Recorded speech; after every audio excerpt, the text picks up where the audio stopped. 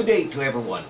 Magandang araw po sa inyong lahat and welcome to the website of Philippine News. For our newscast from November 16 to November 22, these are our stories. Political dynasties in the Philippines still rule. In no uncertain terms, in the 1987 Philippine Constitution calls for a ban on political dynasties. But 25 years after that basic law of the land was passed, Congress has not been able to craft an enabling law. Article 2, Section 26 of the Charter states that the state shall guarantee equal access to opportunities for public service and prohibit dynasties as may be provided by law.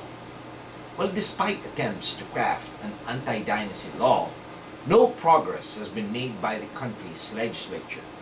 Well, the reason is obvious. The majority of the men and women who are tasked with creating such a law are themselves part of the political dynasties in their areas. In the last Congress, it was found out that 3 out of 4 members of the House of Representatives belong to dynasties. This is not only true in the legislative branch of government, but also in the executive branch.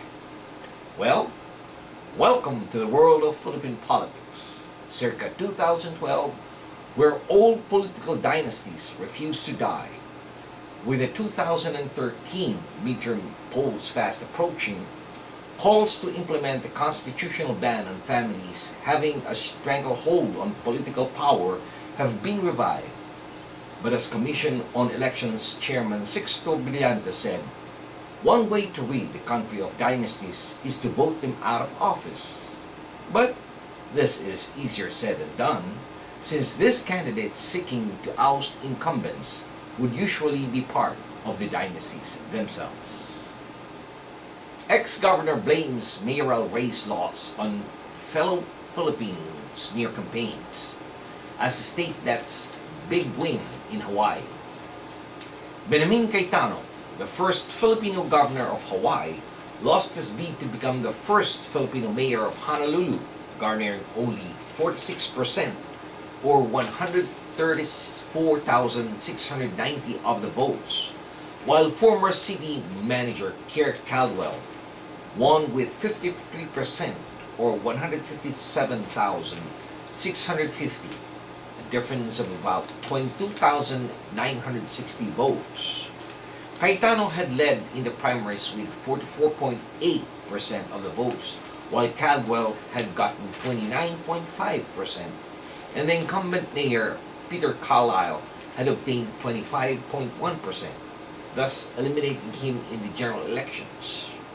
Well, Filipinos abroad want political empowerment, but when there was a golden opportunity to achieve that goal in Hawaii with a decent experience and well-known Filipino leader like Cayetano, a significant number of Filipinos fought him.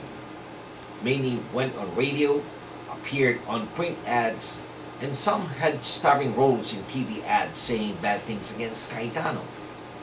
Non-Filipinos who saw this spectacle wondered, if Filipinos don't like Cayetano and say bad things against him, why should we vote for him?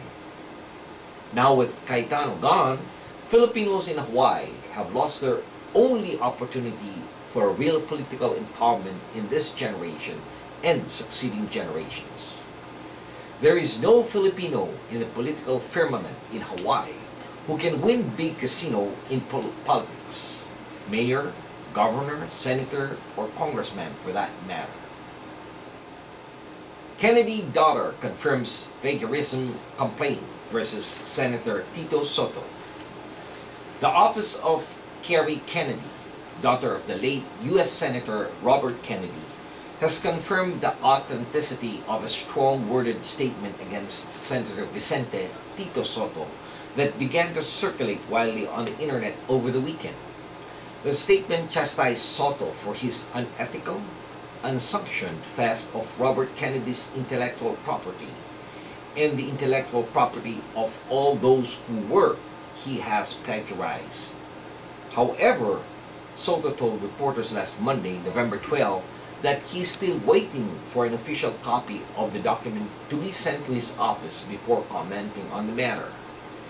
In an interview with reporters last Monday, Soto said that he will not issue any comments until he receives an official communication from the Kennedy camp. Well, last week, 3 U.S. bloggers expressed their intent to file a complaint against Soto before the Senate Committee on Ethics led by Senator Alan Peter Cayetano. However, Senate President Juan Ponce Enrile said senators cannot be questioned by anybody outside the Senate, invoking parliamentary immunity. And finally, we would like to announce a farewell of the community to Alex Exclamado this November 17th, as officials and leaders would eulogize the father of empowerment. The memorial mass of Alex Exclamado is set at 11 a.m. Saturday, November 17th at St. Anne of the Sunset Catholic Church on 850 Judah Street, corner of Funstone Avenue in San Francisco. Father Al Arbano, the parish priest of Mission Dolores Church, will officiate at this special mass. A memorial will immediately follow. A reception at the social hall below the church will follow the services. Well, let me mention to all our viewers an excerpt from the Philippine Legion of Honor Awards, which was given by the late Philippine President Corazon Aquino on May 9, 1989. For the distinguished and outstanding service of Alex Exclamado to the country during the past 20 years, often a lone voice in the United States, he relentlessly championed Philippine freedom and democracy without regard for personal safety in the face of threatening might of the dictatorship. Through his newspaper, the Philippine News, he continuously published the truth about repressions of the dictatorial rule, suffering great financial loss and harassment of his family.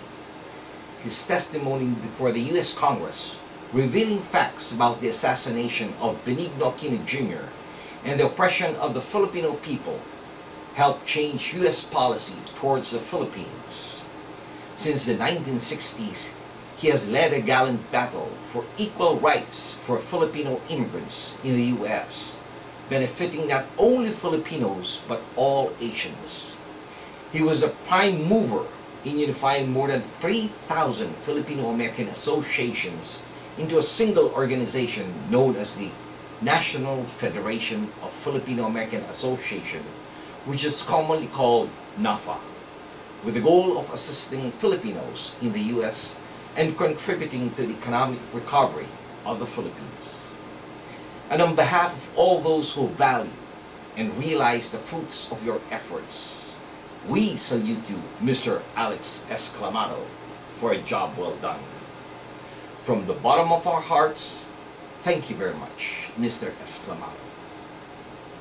And this has been your weekly news in review. This news has been brought to you by the premier Filipino-American newspaper here in the United States, the Philippine News. On behalf of the management and staff of the Philippine News, this is David Rodriguez signing off and thanking everyone for listening. Maraming salamat po. Have a wonderful week and mabuhay po sa inyong lahat.